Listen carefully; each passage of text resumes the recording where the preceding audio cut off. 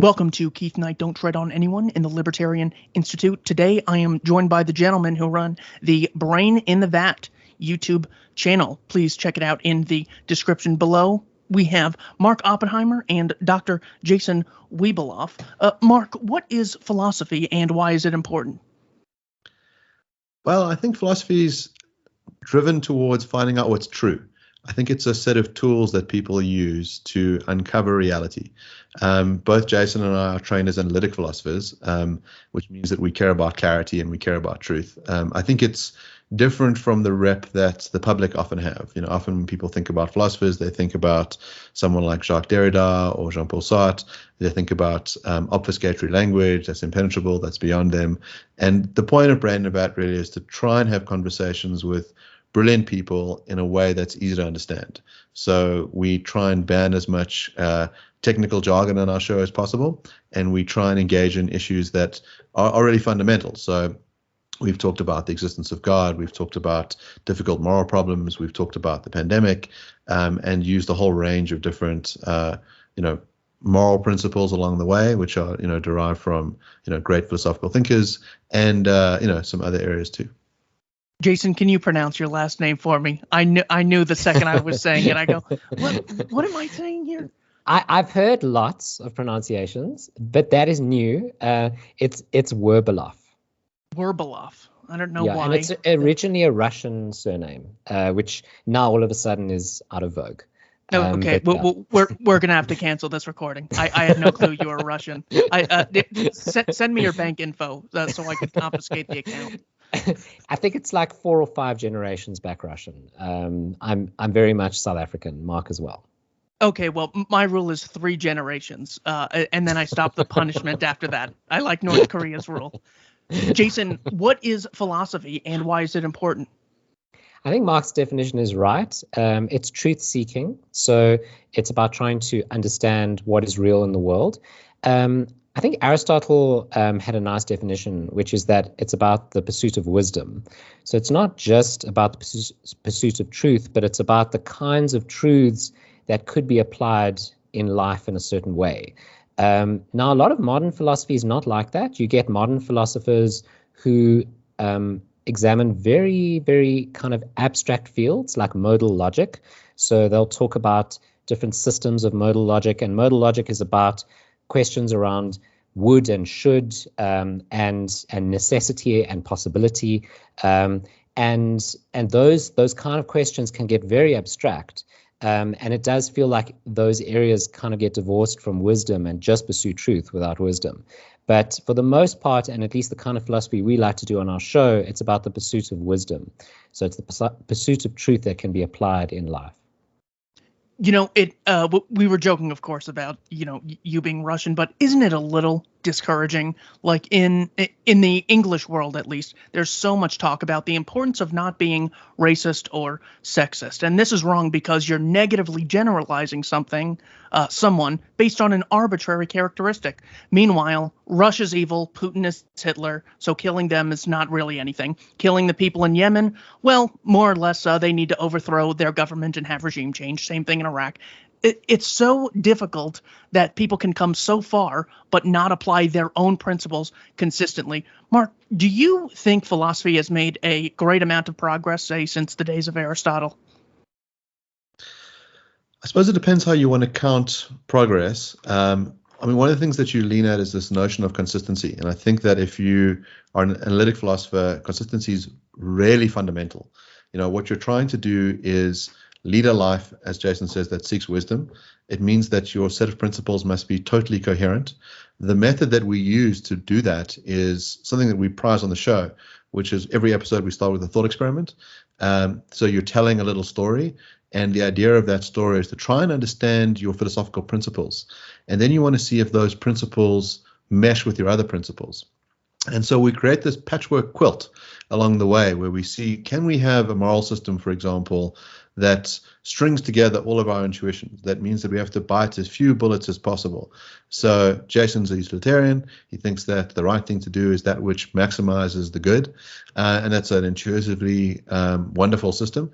but it comes with a whole bunch of bullets, right? So one way to maximize the good might be to kill a few innocent people along the way. And you got to ask, can we tolerate killing some innocent people along the way? And then we got to compare it to the other moral systems and see what bullets they make us bite.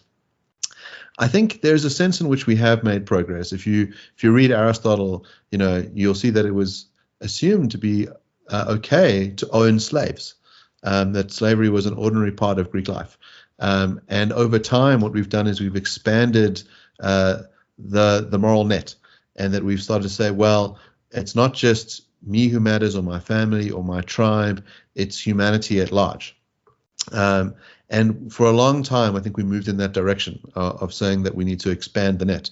And, philosophers like Peter Singer have said it's not just humanity that matters. It's all beings have the capacity to suffer. So the animal rights movement comes out of, Singer's work and out of Mill's work and Bentham's work. But we are starting to see some regress. We're starting to see racial camps, as you point out. People who are obsessed with racism have also become obsessed with racial identity. And there's a sense of saying we're different from each other and we must have different rules for different races. That strikes me as very regressive and very dangerous. Jason, thoughts on philosophical progress since, say, the days of Aristotle, when people start giving philosophy a lot of attention? I really like this idea that Mark has raised about regression, in that we're focusing so much now on racial identities and group identities. So I think what was interesting about Aristotelian thought is that it was quite individualistic. So it looked at an individual and how that individual can live a happy life. So Aristotle talked about something called eudaimonia. So eudaimonia is kind of the set of virtues that allows you to live a happy, fulfilled life full of well-being. And of course, that life did include relating to other people, but it was centered around the person, the individual. And now it seems like we're becoming such group-oriented creatures that it's a big problem. If you want to define yourself today, you will often reference your race. So I'm a proud black woman would be an identity that people will proclaim. But my view, and I imagine Aristotle's as well, is that a sentence like that, I'm a proud black woman, has no content. In other words, it has nothing that actually signifies a truth or a falsity in the world. It doesn't tell us anything about who you are. It doesn't tell us anything of substance. And I think this focus around group identities is a big problem. And let me just clarify, when I say it has nothing of substance, it's not because there's nothing of substance to black women. It's because there's nothing of substance to any group identity, in my view. So I just don't buy into any of these group categories, including country categories, by the way, like national categories. I watch the Ukraine Russia conflict at a distance, and part of me gets very, very curious about what's really happening there. Like, what are these group identities? Is everyone who's a Russian the same? Is everyone who's a Ukrainian the same? When we make criticisms about Russians, are we saying anything true? It just seems to me like these group claims are a problem, and perhaps we're worse off than we were in the days of Aristotle. I'm sorry if this is a boring question. Feel free to just ignore it, but I never get two people from South Africa on. Mark, do you think Nelson Mandela was a net positive or a net negative with his actions and his political activity in South Africa? Yeah, I mean, I think to kind of put the question in perspective, you've got to have a sense of what South Africa was like during apartheid, which is that it was a very oppressive place. Jason and I both were born in the sort of tail end of apartheid, but our parents had a sort of sense of what it was like. South Africa was cut off from the rest of the world in a lot of ways, heavily racially segregated. So not just between black people and white people, but also between different other kinds of groups. There was an obsession with group identity in South Africa, an incredibly restrictive place. A lot of things were banned. So there were lots of films and music that was banned. And so really, with the release of Mandela in 1990 by F.W. de Klerk, you saw a liberalization happen in South Africa. You saw us embrace free markets, be kind of welcomed back into the global community, start engaging in international sports competitions. There was a real sense for a time of seeing ourselves as one united South Africa, and the sort of term of the Rainbow Nation, which means that you had different groups who were all part of this diverse place, with different ideas, different, worshiping different gods, with different languages. There's 11 official languages in South Africa, but that there was a sense of a nation building, but also a sense of a non-racialism, the idea that you shouldn't be judged on the color of your skin, but on the content of your character. And this is something that was entrenched in the ANC's Freedom Charter. Now, Mandela was president for a period of 5 years, for one term. He could have done 2 terms, but decided to hand over power early on to President Thabo Mbeki. And under Mbeki's rule, you had quite a lot of economic growth. South Africa, kind of, if you look at what our interest rates look like and what our GDP looked like, the economy really boomed during Mbeki's years. But Mbeki had a rather atrocious policy with regards to HIV and AIDS. And so there's a view that about 300,000 people needlessly died of AIDS because of his denialism. His view that using antiretroviral drugs would be dangerous, that people should use traditional remedies. So it depends on where you sort of see the cause and the ramifications of Mandela's rule. I mean, the successive rulers in South Africa have been pretty atrocious, and that the ANC has become a very pernicious organization. It's moved away from its liberal values. We've forgotten about non-racialism. It's become a very race-conscious place, a place that where the ruling party has members of the Communist Party in it, and they're very proud to call themselves communists. So there's been a lot of second-order effects, from Mandela's rule. There's a famous saying, was the French Revolution a good idea or a bad idea? And the view is it's too early to tell. So there's some senses in which, if you want to judge Mandela's conduct while he was president, I think it's fair to say that the effects were overwhelmingly positive, and really brought South Africa into the modern world. The second order effects, more complicated. Jason, Mandela, net positive or net negative? Well, this is where I start to get a bit funny about these things, because Mandela, as the world understands Mandela, as South Africa understands Mandela, is very much a social phenomenon. So he's not just an individual. He comes with a certain role. He was the president, comes with certain expectations, certain value systems. And I just become very skeptical about all those associations. I think if we were to really sit Mandela down, although he's no longer with us, but if one day we sat Mandela down and we grilled him on his very particular beliefs, they might be quite different from the beliefs that people generally ascribe to him and used him as a role model for. So, what was Mandela's actual effect is a very tough metaphysical question. So I call it a metaphysical question because it's a question about what's real. So what were his actual effects versus what were the effects of the aura, or the social expectations and norms that followed him around? It's, a good example is when he was in his final years, Mandela lost his mind over time, and he died many years after his mind died. But there were organizations that continued in his name. There's the Mandela Foundation, and there's various organizations that fought for what they believed his values were. But a lot of people argue that those values that they were fighting for had nothing in common with the values that he initially fought for when he was imprisoned on Robben Island. So there's very difficult questions to be answered around what is the impact of a socially significant person or figure in history, and how much is due to that figure versus all the projections that the people around them throw onto him. So it's a very unsatisfying answer to you, because I don't know the answer. I don't know what the effect of Nelson Mandela was. I just know what the effect, which Mark has summarized very well, of all the social expectations around who he was. But what did he actually do? I don't know. I don't know. And I imagine he was very frustrated at points because what he was actually doing and what was resulting could have been quite different. Mark, who is your favorite philosopher, and what is their greatest contribution? I'm going to say John Stuart Mill.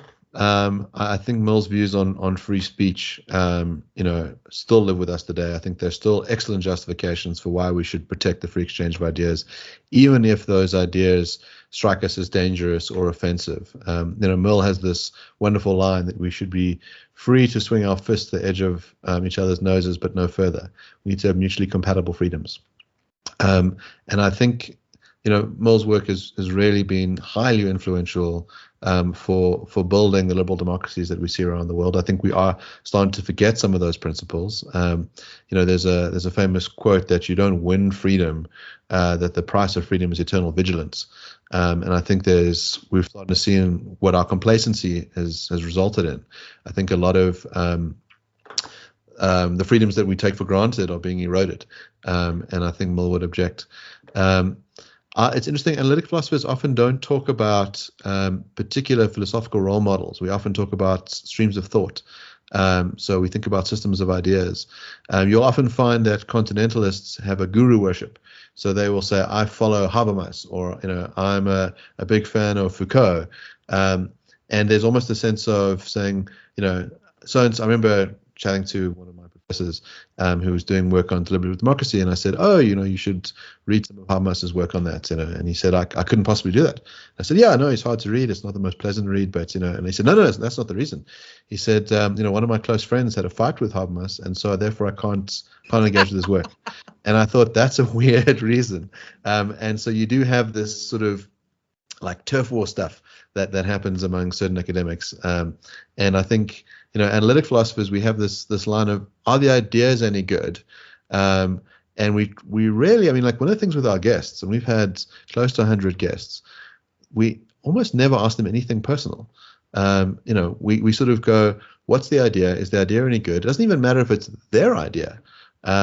We just want someone to put the idea out there so that we can coldly analyze it and see what repercussions it would have.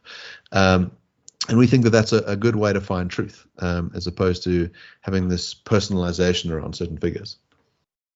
Jason, favorite philosopher and their greatest contribution? So I saw the smirk on Mark's face when he said John Stuart Mill, because John Stuart Mill, of course, was the originator of utilitarianism. And utilitarianism is my pet theory, which Mark really dislikes. So he's taking John Stuart Mill's free speech content without taking his utilitarianism. So I think one of the most significant philosophers, I really like John Stuart Mill as well because of his utilitarian roots, but probably my favorite philosopher would be Thomas Nagel. So Nagel wrote a little article which really changed philosophy called "What Is It Like to Be a Bat?" And he asked the question, could you in principle know what the phenomenology of a bat is like? What would it be like to hang upside down in a cave all day and use echolocation to work out what is going on around you? Can we even imagine that? And then he said, well, we can't. And he extended that. And he said, well, if you can't understand what it's like to be a member of another species, do you think you can even know what it's like to be a member of your own? Do you think you can know what it's like to be someone else and have their feelings, their mental states, their thoughts? Do you know what it's like to be them? And he said, no. He said, you can't understand another person's subjectivity. And this changed philosophy in radical ways. It changed especially philosophy of mind, so how we understand what the mind is. And it really placed an importance on, again, the individual, because his view, at least the original view, was that there's no such thing as the phenomenology of a group. There's nothing it is like to be black or white or to be male or female. There's only something it is like to be you, an individual. And I think that's a very powerful notion. Mark, what is self-knowledge and why is self-knowledge important? I'm so glad Mark's getting these questions first. You know what? I didn't even plan it. I'm going to switch it up after this. This has basically been the story of our relationship, which is that I take the heavy blows first and then Jason rides on my coattails. I have to increase Jason's utility by hitting you as hard as I can. Yeah, he loves watching me suffer. This is the kind of weird sadomasochistic friendship that we've kept going for nearly a decade. Self-knowledge, that's an interesting question. I suppose it strikes me as the kind of thing that you can have some knowledge about yourself. But I think there's probably some things that we don't know about ourselves, that we are rich minds, and that I think through a process of introspection we can work out things that are hidden from us. Jason's quite a big fan of psychoanalysis and thinks that this is a good method to try and uncover your unconscious, find out what it is that you know. We've debated this quite a lot as to whether those things really are beneath the surface and can be unearthed, or whether they are things being implanted by an external person. But yeah, I think that, as I say, this method that we use called reflective equilibrium, which is that the idea that you take a theoretical position and then you go and test it against real world facts, and you move between these two spaces, and you try and like tweak the one versus the other to try and know what you should do. That's sort of similar to this introspective process where you think about the position in the world and what you believe, and you moderate. I think the people that strike me as very dangerous are those that have no ability to do this. In other words, they've imbibed a certain kind of tonic. They believe it to be true, and there is no evidence that could ever dislodge them. They're fanatics. There is no self-knowledge. There is just a fervor with them. And this can come in all sorts of shapes and sizes. You could impute an ideological position to many people, and they just act like an automaton and carry out all the principles, and that's a rather dangerous thing, and something to be resisted. Jason, what is self-knowledge and why is it important? Well, riding on Mark's coattails, I really like the idea of knowing yourself psychologically. So I like the idea that it's important for a human being to know what their personality is, what their desires are. Philosophers don't really focus on that so much. We usually focus on what our beliefs are. So I guess the ideal philosopher doesn't discover what their beliefs are. Their beliefs are supposed to track the truth. But I don't think philosophers generally function that way. So I think we're humans and we have certain underlying kind of inclinations towards certain belief systems. Mark mentioned earlier that I'm a utilitarian. I think I'm drawn to utilitarianism first and foremost because it's a very rebellious view.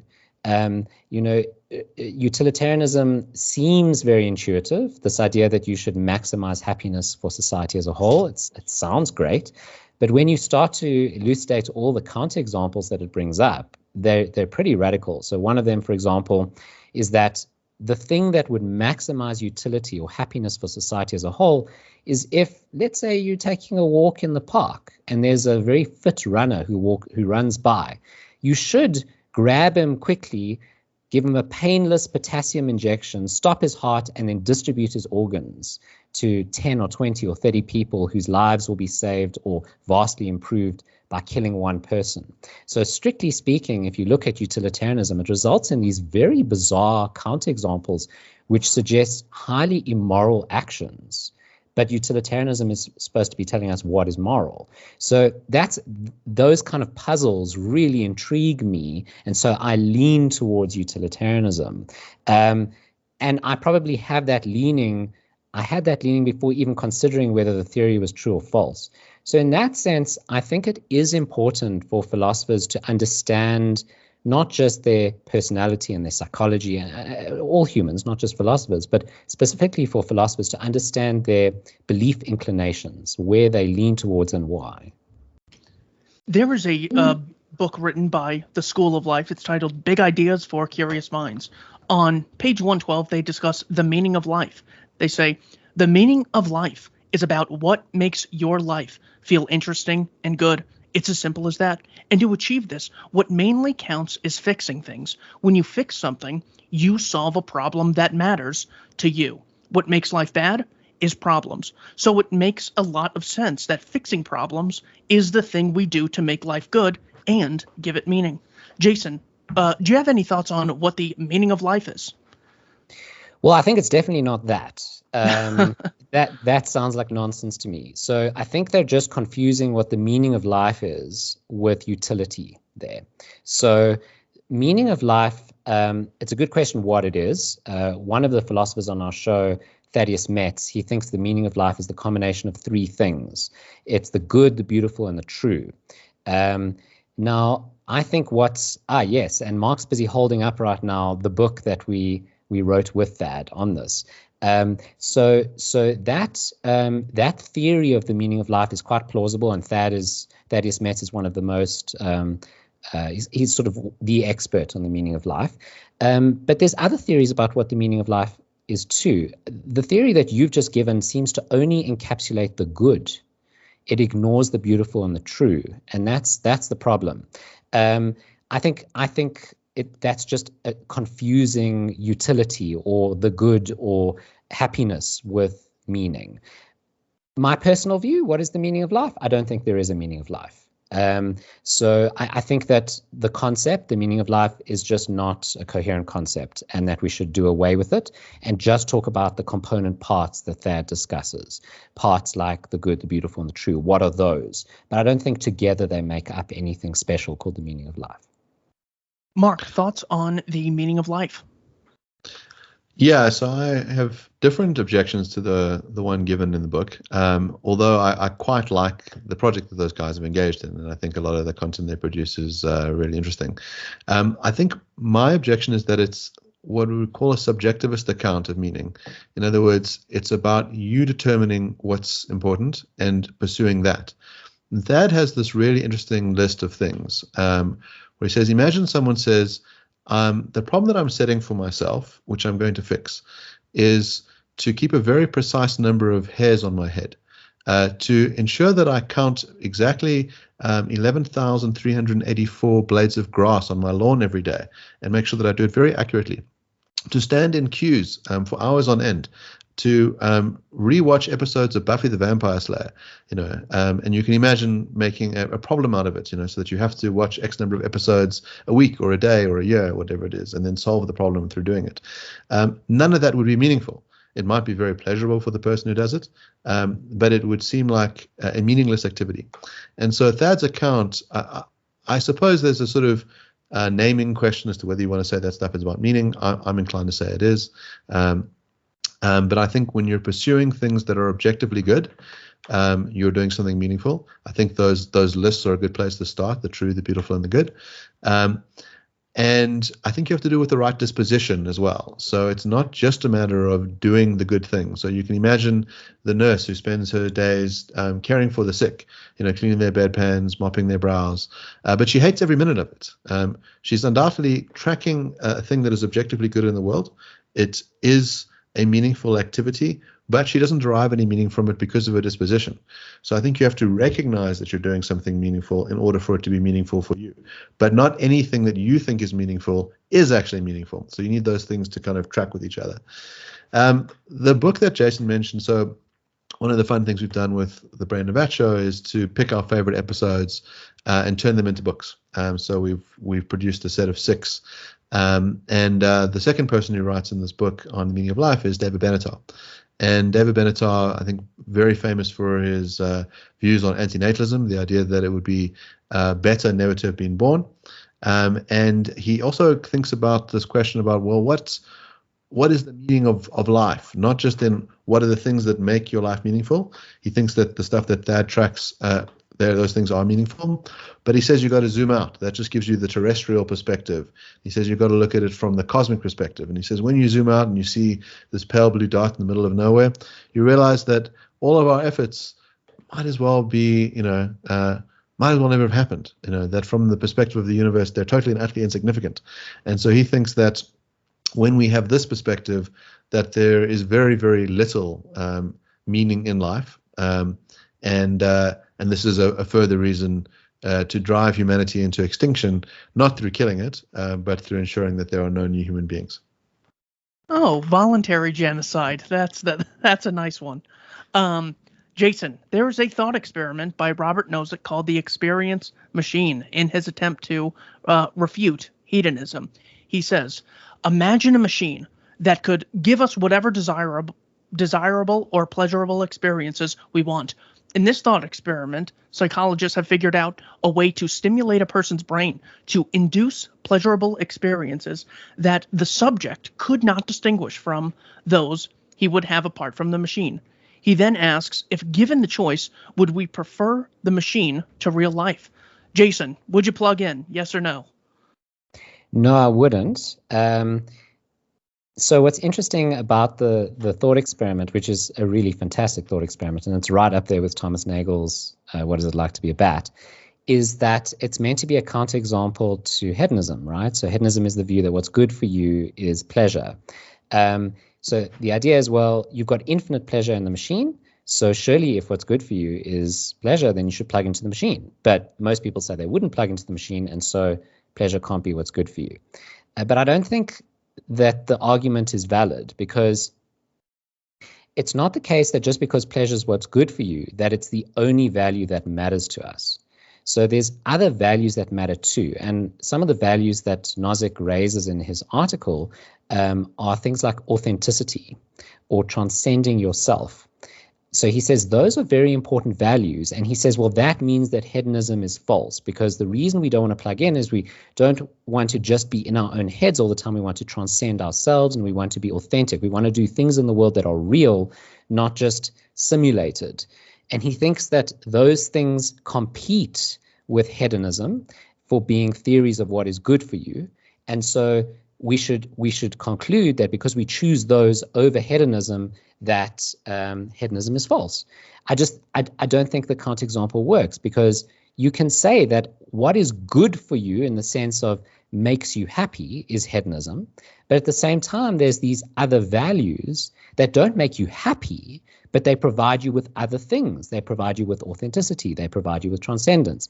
Those other values are important alongside hedonism, and sometimes they'll trump hedonism as to what is the most important value in your life, but it doesn't mean that they make your life go well. What it means, they don't give you well-being. What they do is they just provide you with other values in addition to well-being. So no, I wouldn't plug in, but not because hedonism or pleasure isn't what makes me happy. It's just because I want things in addition to happiness. I want authenticity, and I want to be able to transcend myself. Mark, thoughts on Nozick's experience machine thought experiment? Yeah, so I think there's a little trick that when this thing is taught, is that the way that the professor gives the experiment is exactly the way that you've done it, is you ask people to raise their hands, very few people raise their hands. Here's the way I'd say it, which is, hey guys, I've got some news for you. None of you are in reality right now. You've all been plugged into an experience machine. All of the joys, the relationships, everything that you have right now, it's fake. It's simulated. But if you take this little pill, we can put you into reality. But just a little heads up, you're going to be eating a lot of gruel, and there's going to be a bunch of machines that want to kill you, a lot of the Matrix, right? And then the question is, do you want to be plugged out of the machine? I think it becomes a hard question. You might say, well, authenticity sounds very nice, but steak in the Matrix tastes pretty good. So maybe I'll stick around in the simulation. I think Jason's right to say that when we're talking about values, there's a range of values, and I think any theory that said pleasure means nothing would be a bad theory. And I think we do care about authenticity. I think it's an important value, but there might be some point where you say, well, if on the other end of this of this machine there's going to be lots of suffering, and I can just have the inauthentic pleasure and all these inauthentic relationships, I might pick that. Yeah, reference points matter, right? So if your reference point is the experience in the machine, you might have a different answer from if your reference point is outside the machine. Reference points matter, but I agree with Mark. The other reason why I think it's important to phrase it that way is I think it's quite hard for people to imagine what it would be like to be put in an experience machine. They imagine it's like sticking on a VR set or something. But if I say to you, it is as real as everything right now, and assume that we're in one right now. And by the way, there's a view Elon Musk has put out. It's called the Bostrom hypothesis, which is that in all likelihood we are in a simulation right now. And the claim is a statistical one, which is that if there was the capacity to build a simulator, you wouldn't just run one simulation, you would run hundreds of thousands of simulations. And given that you've got hundreds of thousands of simulations, none of which are real, and there's only one reality, the odds are that you're in a simulation as opposed to a real one right now. Jason Brennan wrote a book called Against Democracy. The reason that I think this is important is one of the main justifications from a lot of American politicians to blindly take the side of Ukraine and Zelensky and put all power, force, and support behind him is they are more democratic. The assumption being, well, yeah, Russia's technically a democracy, but they have so many oligarchs poisoning the well that Ukraine is the real democracy. So he has a great book where he questions the legitimacy of democracy. He says, imagine you have 5 juries and they're all tainted. The first jury is ignorant. They don't even know what murder is. The second is irrational. They are not really able to analyze the evidence put in front of them. The third is impaired. They almost can't even speak. The fourth is immoral. They actually like murderers, and they're going to let murderers go free. And the fifth is corrupt. They just they interrupt the trial and say whichever side pays us more is the side we will side with. He says we have no obligation to obey the verdict that any of these juries put forth. Now, all of those apply to the populations of virtually every country. Therefore, you don't have a moral obligation to obey laws that exist as a result of democratic decision-making, or deliberative democracy, I think is the term. Jason, what are your thoughts on the moral legitimacy of democracy? So I agree it's not, you have no obligation to obey the state, although my reasons for thinking so are different. Basically, that argument assumes that every government or every state is systematically flawed in some way. That sounds plausible, but it's going to be difficult to prove, right? So it's going to be difficult in any given case to prove that there's a systematic bias or flaw in this particular political party or this particular state. And if you speak to people who are members of that political party, they're going to push very hard for saying, no, we're not systematically flawed, we're strategic. You know, we make certain decisions that may appear to be flawed or systematically biased, but we're doing it for good reason, and there's a strategy or a game that needs to be played here, etc. So I don't buy that argument's going to convince anyone who's seriously in support of any kind of political system or political party. The reason why I think that we are not obligated to obey a state is more in line with Mike Hume's view. So Mike Hume says, well, we never really volunteered to be part of or to be subject to these systems. They kind of arrive on your door and they say, well, we want protection money, right, called tax. So, you know, if you don't pay us, we're going to break your kneecaps and put you in prison. But if you pay us, good for you, you know, good for you. You're an upstanding member of society. But you never made this choice, right? You never made the choice to be in a situation where this mob boss arrives at your door and says, give me protection money. That's, you know, that just seems fundamentally unjust, and you don't owe them anything.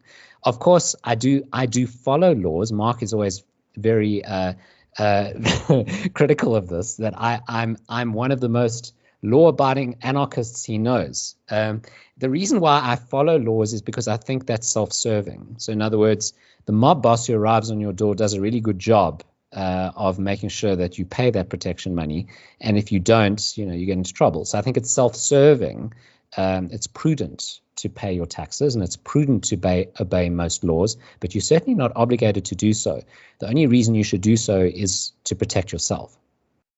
Mark, thoughts on the legitimacy of democracy and obeying the state? Yeah, so democracy is the worst system, except for all others. So I think all those features that Brendan identifies are clearly present, right? There are many citizens who are that way. I think the difficulty is that when you concentrate power in the hands of the few, things wind up much worse. So I'm a classical liberal. I take the view that absolute power corrupts absolutely, that, you know, people are not to be trusted, that people have very dark sides in their nature, And one way to deal with that problem is to have lots of checks and balances, and to reduce concentrations of power.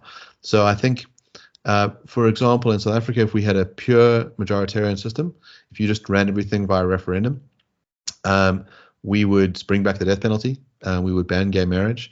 We wouldn't be particularly freedom loving. I think a lot of people's instincts, change quite dramatically over time as well. They sort of can be revved up. There's high levels of xenophobia in South Africa. I can imagine if you took it to a popular vote, should we expel all Zimbabweans from South Africa? I wouldn't be surprised if people said yes, despite the suffering that it would cause, despite the economic hardship it would cause for other South Africans. Foreigners tend to be quite good for your country. So we're a constitutional democracy, and the idea with constitutions is that you can place some sort of check on the majority. Now, constitutions aren't necessarily good. It depends what you put in them. So I think ensuring that your executive doesn't have too much power is pretty important. That you've got lots of procedural barriers in the way. People often complain about like gridlock in Congress. I think it's a great thing. I think when politicians do stuff, you want to make it really, really hard for them, because often their instincts are negative. They act, for bad reasons. But there's a sort of, I think there's an amazing wisdom of crowds that can happen, which is over time you have enough competing interests, and you have the way that Habermas describes it is a reason to put forward your view in a manner which seeks to be in the interest of everyone. So instead of stumping for a partisan position, you're trying to convince everybody. So you have to cash out your arguments in the sense that this would be good for everybody. And I think that's a useful way to get people on side, and it often will take away the more pernicious aspects of law. There's some interesting debates about, whether we should think that the state has any legitimacy. The kind of Hobbesian argument is that if we didn't have a Leviathan, we'd have a life that was nasty, British, and short. And that the advantage of having a state with a monopoly on violence is that, we're all better off. I do think this is the difficulty with revolutionary fervor is, and you've seen a lot of it in America. You've got lots of people sort of saying, let's just burn the system down, man. Like, fuck the government, fuck the police, fuck the whole system. And it's because all those people have lived on the spoils of, a state that provides them with protection, a capitalist system that provides people with an unbelievable bounty of goods and services. Many of the revolutionaries describe themselves as communists, but if they spent a moment chatting to someone, who'd grown up in a communist regime, they'd realize the horrors that those systems bring about, and that those systems are about concentrating power in the hands of the few. Communism is one of those systems that's led to the death of 100 million people. You had the Khmer Rouge in Cambodia, who had, to their mind, some wonderful ideas about how to start a society from afresh, to have a year zero, and they killed a third of the population. So, the advantage of the democracy is that you can diffuse power, you can get a variety of interests in, and you have a check on a very small number of politicians. So I think it is the worst system, except for all others.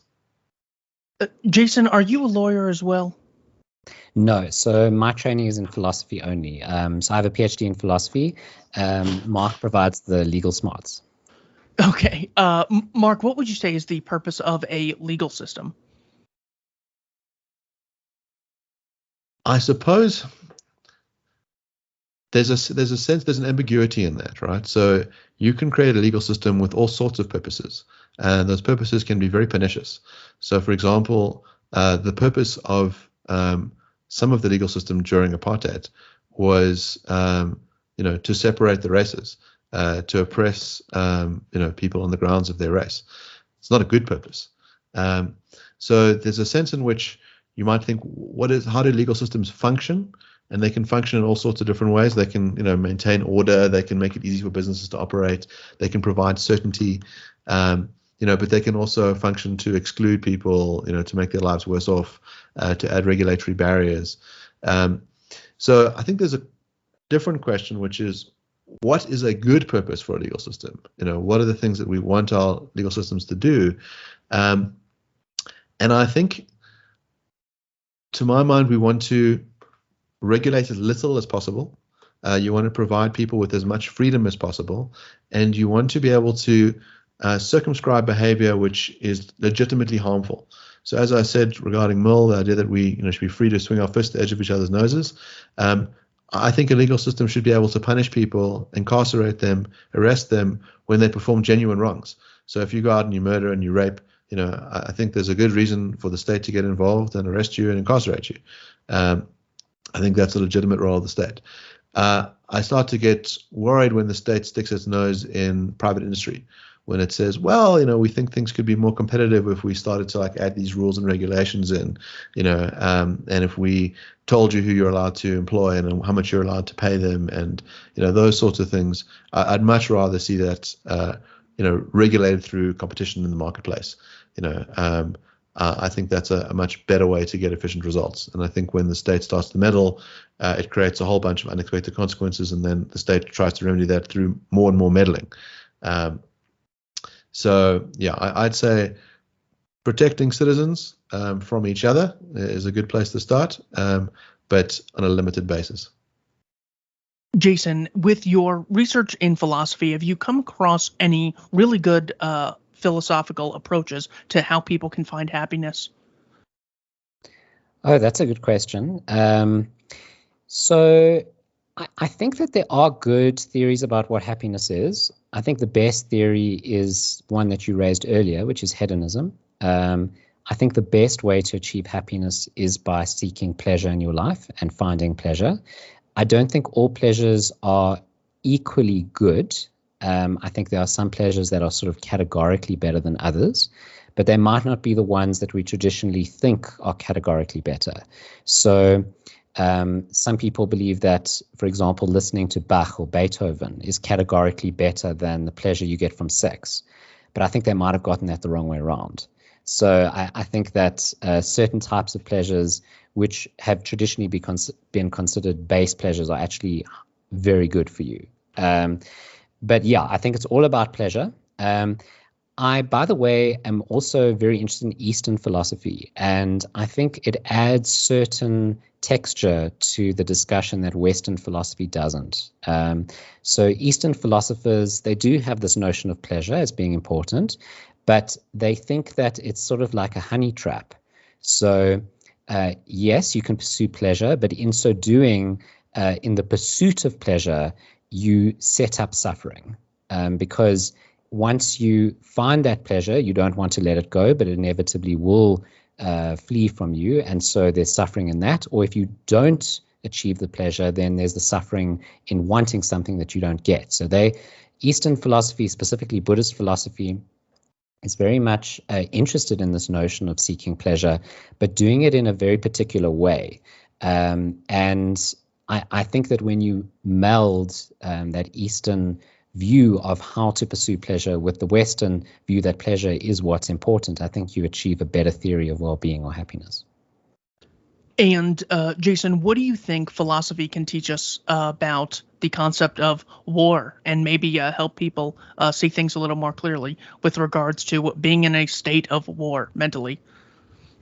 Yeah, it's a very good question, and it's a question I'm probably not equipped to answer. There's enormously complex debates amongst philosophers around the legitimacy of certain actions in war. There's lots of debates, for example, around proportionality. Are you allowed to act with certain levels of force if your opponent or the person you're fighting against acts in certain ways against you first or second?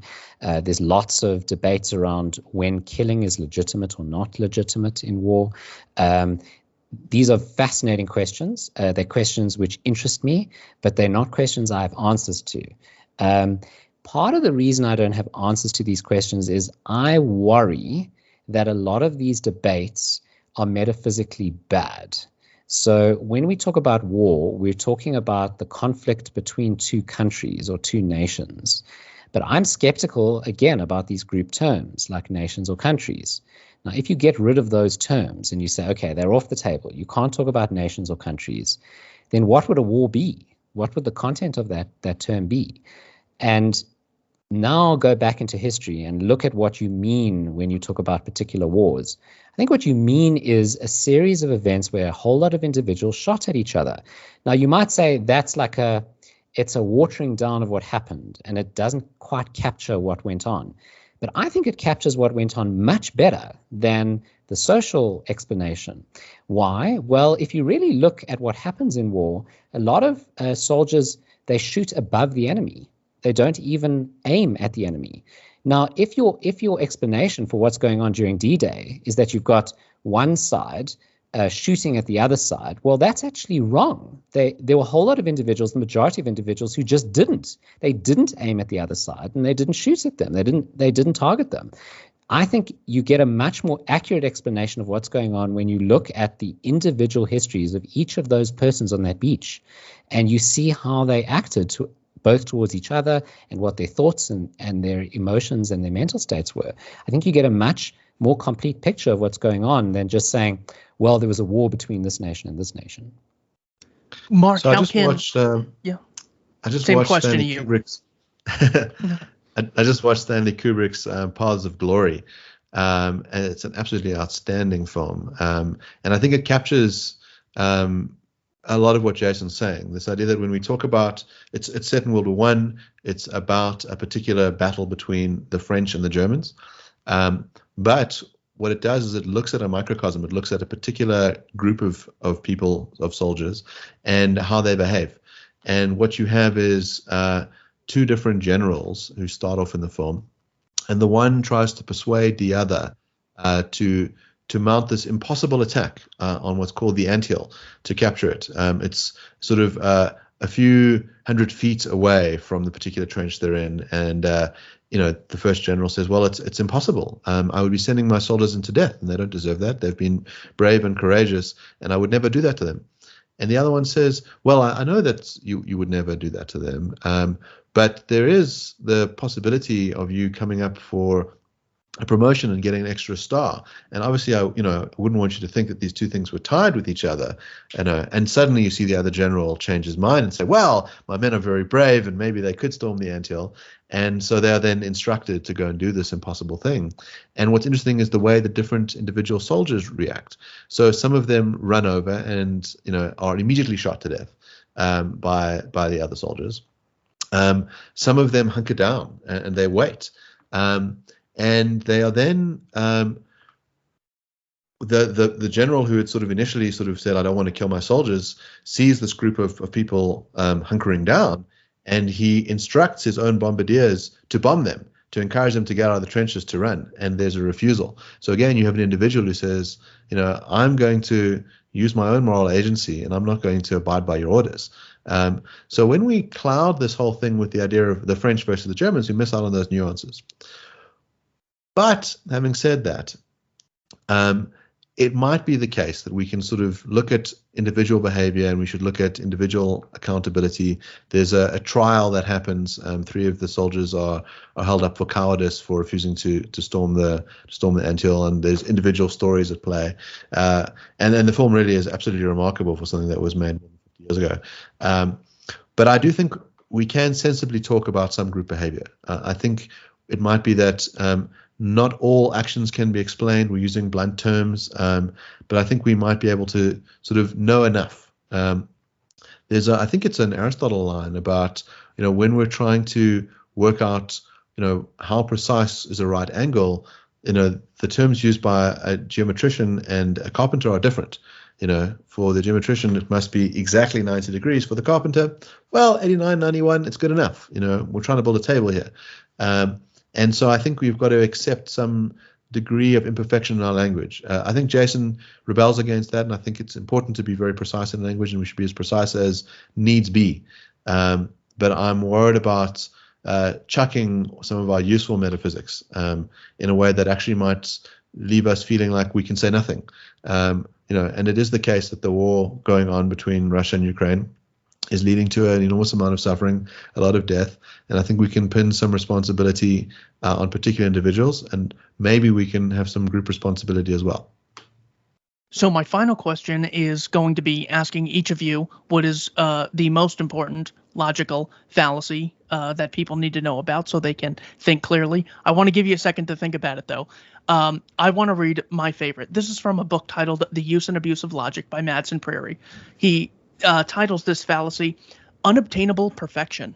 When the arguments for and against courses of action are assessed, it is important to remember that the choice has to be made from the available alternatives.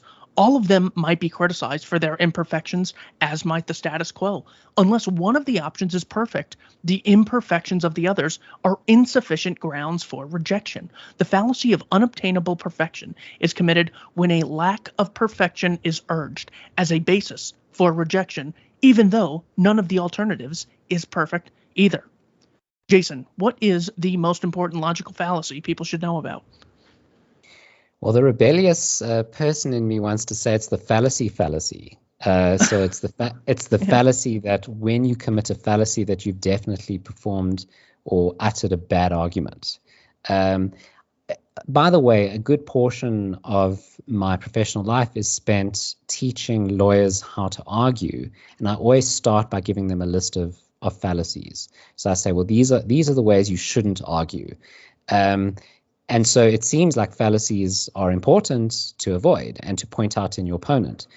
What's interesting, though, is especially when you start doing philosophy, you become quite obsessed with fallacies and pointing them out and avoiding them. And then later, you start to question the texture of those fallacies. And, when is that fallacy operating? A good example is the ad hoc fallacy. So, what is an ad hoc statement? It's a statement that you add to a theory after the theory has received counterexamples or counter evidence, and you add to the theory in order to accommodate that evidence, but you weren't able to put that into the theory before you received the counter evidence so that the theory could predict that counter evidence to begin with. So that sounds quite abstract, but I'll give you an example. So, for example, the original creationist theory about how the world was created is that it was created by God, as the Bible said the world was created, and it was created a certain number of years ago, a few thousand years ago. But then you scientists start digging in the sand, and they find fossils. There's a fossil record that appears to be carbon dated back to millions and millions of years ago. So what does that mean? Well, the creationist says, okay, here's my ad hoc addition to the creationist theory. My ad hoc addition is that God put those bones, those fossils, in the ground with the apparent carbon dating of being millions of years old as a test to your faith. The world is not millions of years old, but he puts them in the ground so that you will think, you'll doubt God, and will you come out the other side of this doubt? So it's an ad hoc addition to creationism. The original creationist theory did not predict that we'll find the fossil record in the ground. So they added this after the counter evidence was discovered. Now this is a good example because ad hoc claims, although they're ad hoc, and that's a fallacy, it's a fallacy, it's fallacious to give ad hoc claims, they could nevertheless be true. It is possible that God did this, right? It's unlikely, but it's possible. And so something that a lot of philosophers do as they progress through their careers is they say, yes, this could be fallacious, but that doesn't necessarily rule out that it's correct. So I quite like the fallacy, the fallacy that just because something is fallacious, that it's necessarily incorrect, invalid, wrong. Mark, most important logical fallacy people should know about. I'll give an obvious one, which is the ad hominem fallacy, the idea that we should judge the quality of someone's argument based on their identity. And I think it's important because we see it all the time. So there's a lot of talk that so-and-so shouldn't be allowed to speak because of their sex or their race or their gender identity, and that their view should be discounted on that basis. That strikes me as really pernicious and dangerous. The one that I think is an interesting other one that people might not be aware of is survivorship bias. So there's this, if you go and gather a whole bunch of the most successful CEOs of companies and you say to them, what's the one thing that you have in common? Why did you prosper? And they'll say, I took risks. You say, see, taking risks makes you successful. All these successful people took risks and look how rich they are. But you've only looked at the people who've survived. If you look in the graveyard and you look at all those people who took risks and are now bankrupt, you're not hearing from them. And they'll say, what's the one reason why you fucked out? I took a lot of risks, man, and those risks didn't pay off. So I think when we're surveying evidence, you want to work out, what am I not seeing? There's a famous, give you a war example. During World War II, there was a question about how airplanes ought to be redesigned. And so they had a whole bunch of bullet holes on the airplanes, and they put up heat maps, and they said, okay, well, what we need to do is, these are the places where these airplanes are getting fired. We should reinforce those parts of the airplane. And the engineer said, we should do the exact opposite. He says, you're only looking at the planes that came back. Those are clearly the places that can survive the bullet attacks. What you want to look at is the graveyard, all the planes that sunk, and they probably got shot in places that aren't on the heat map. So we should reinforce those spots. And that kind of lateral thinking, I think, is a clever way of getting to the truth. Jason, did you say you guys have 6 books published? Yes, so we've published 6 books within the Brain in a Vat series. So basically, every week we interview another philosopher, and we take our favorite episodes and we combine them into books. So we have 2 episodes that are transcribed and then worked on, both by us and the philosopher. So we transcribe it, we give it to an editor, then that philosopher works on it, and we pair that episode with another philosopher who talks about something similar or the very same topic from the opposite perspective. And in some of our books, what's really nice is that the 2 philosophers within the book, what they'll do is they'll argue back and forth at the end of the book. They'll give objections and responses. And that's quite rare in philosophy. You do see it in journal articles that people sometimes submit to a journal and then there'll be a back and forth, but it is rare. So to get that happening in the book really is quite a unique offering. So we have 6 of these on all sorts of topics. Mark mentioned one of them, the Meaning of Life book, but we've got others as well. We've got one on the philosophy of science fiction. We've got one with Raja Halwani on the philosophy of love and sex. So we've got quite a wide range of books, and we're planning to do more. And which one of those is your favorite? It's the one that I'm the primary author of. It's the philosophy of science fiction. And Mark, you guys have so many videos. If someone wants to get an introduction into your work, what is one introduction video that they should check out to get a good idea of what you guys do? I suppose it's like saying you run a grocery store with a whole bunch of different foods. What's the food people should eat? It sort of depends a little bit on their taste. I can tell you what our most popular videos are. Our one with David Benatar on the Meaning of Life is the most popular, and David is an unbelievable thinker. We've had him on the show a couple of times, and I think that's an excellent place to start.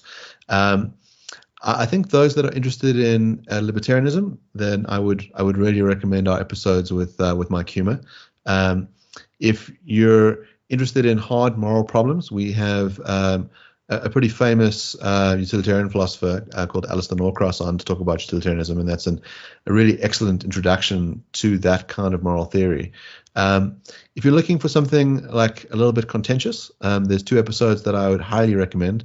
The one is with Rebecca Tuval on transracialism, and the other one is with Kathleen Stock on gender and on transgender issues.